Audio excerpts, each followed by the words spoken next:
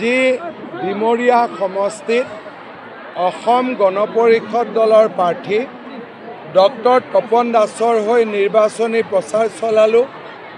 ৰাইজৰ পাৰ ভঙা উৎসাহ, ডিমৰীয়া এটা নতুন সমষ্টি। মই বিশ্বাস কৰোঁ বহু হেজাৰ ভোটৰ ব্যৱধানত ডক্টৰ তপন দাস ইয়াৰ পৰা বিজয়ী হ'ব।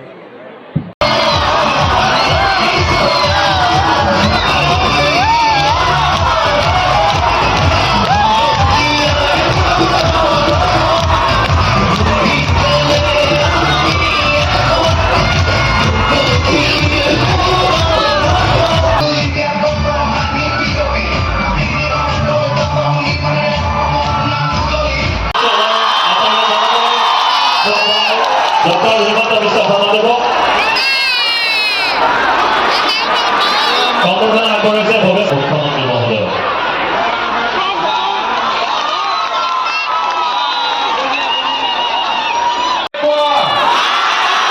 সকলোৰে খবৰ ভাল? তপন দাস, তপন দাস, বহুত বহুত ধন্যবাদ। তপন জিকিব নে নিজিকিব?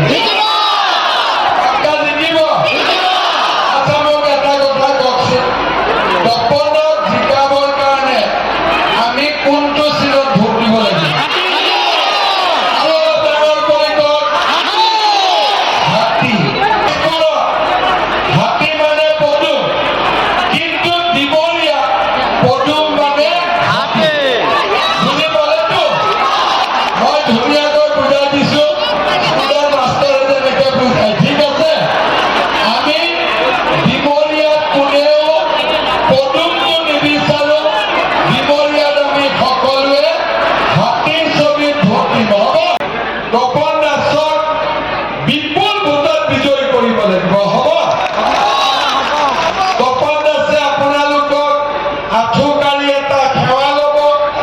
মহিলাসকলে উৰুলি, যুৱকসকলে হাত চাপৰিৰে তপন দাসক আশীৰ্বাদ কৰিব, যাতে ইলেকশ্যনত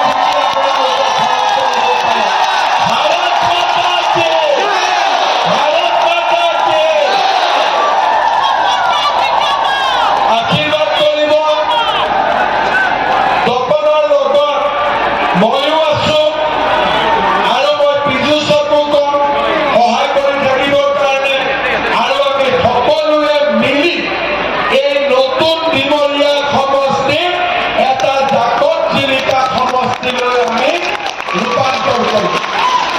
আকৌ আহিম ইলেকশ্যনৰ পিছত, আপোনালোকে আশীৰ্বাদ কৰিব আমি যাতে অসমৰ ৰাইজৰ কাৰণে কাম কৰি গৈ থাকিব।